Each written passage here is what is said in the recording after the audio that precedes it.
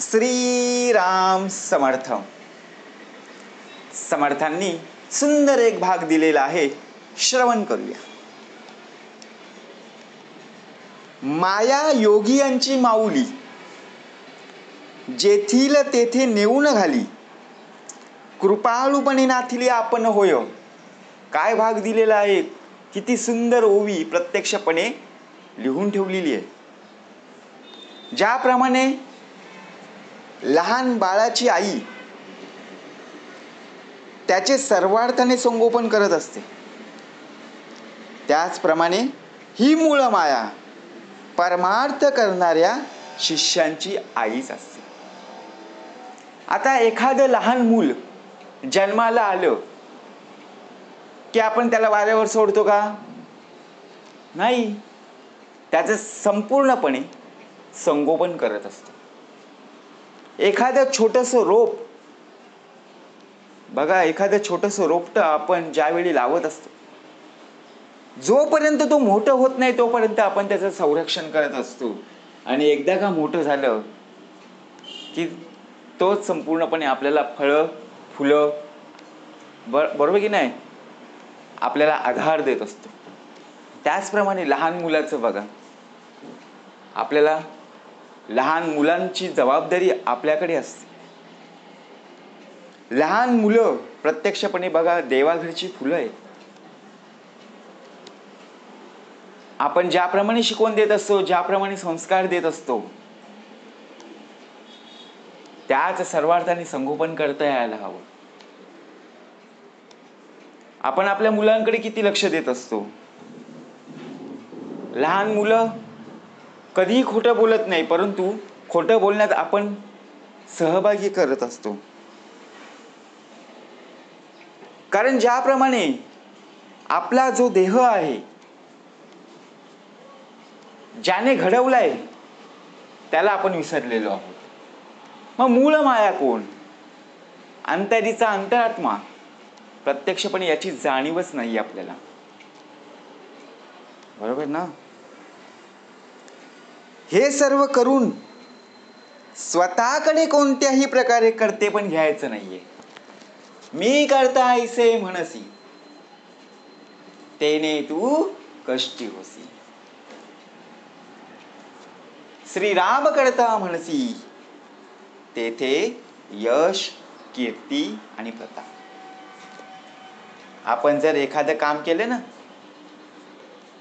Collar tight करून सर्वांच्या घरी जाणार आणि सर्वांना सांगणार, हे काम मी केले, माझ्यामुळे काम संपूर्णपणे पाहायला मिळते. अरे पण तुझ्या खाली असणाऱ्या लोकांनी काम केलं, कॉलर कोणाची टाईट झाली? गर्वाचे घर खाली. कारण ज्यांनी मेहनत केलेली आहे, ज्यांचे कष्ट, त्यांनाच फळप्राप्ती आहे. त्यांनी जर प्रचंड प्रकारे मेहनत केली नसती, कष्ट केले नसते, तर तुझं नाव तुला प्राप्त झालं असतं का? परंतु सर्वांच्या पलीकडे असणारा त्या भगवंताचं, त्या परमेश्वराचं गुणगान आपल्याला गाता यायला हवं. कारण ज्याचा देह होता, त्यांच्या देहामध्ये प्रत्यक्षपणे प्रचंड मेहनत करून घेणारा कोण होता?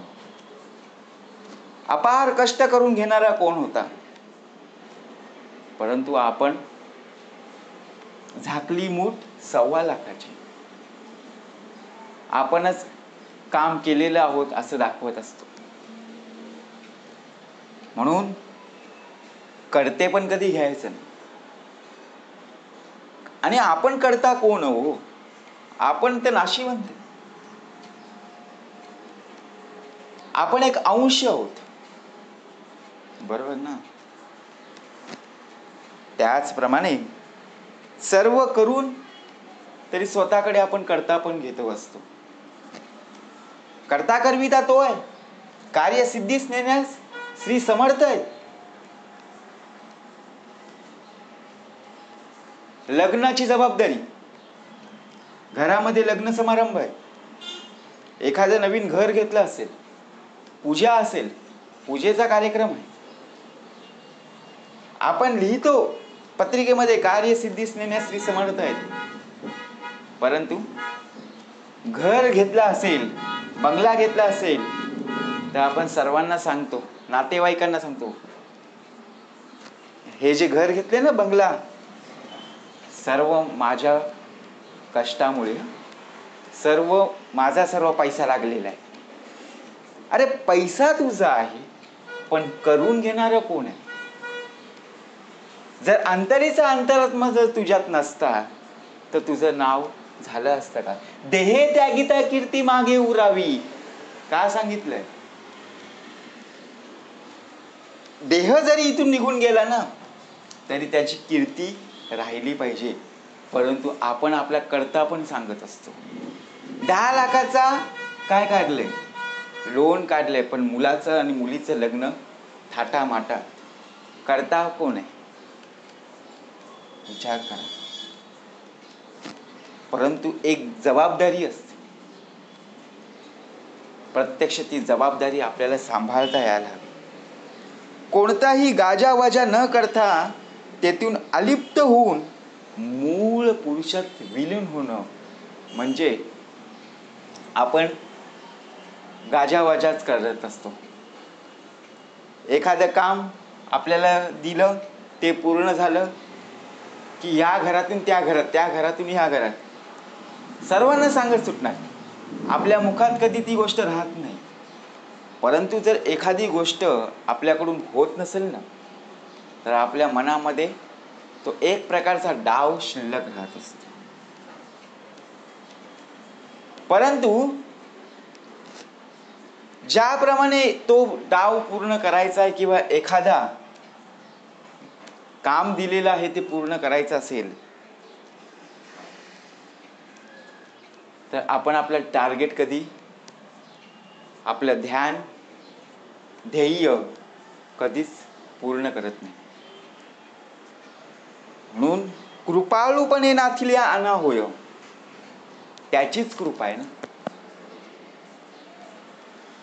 आपण एखादी गाडी घेतली, घर घेतला, लिहितो की नाही? बरोबर की नाही? शेवटी आई वडिलांचे सुद्धा आशीर्वाद आहेतच. ज्याप्रमाणे आई वडील, भाऊ बहीण, नातेवाईक यांची सर्वांची जाणीव आपल्याला असली पाहिजे.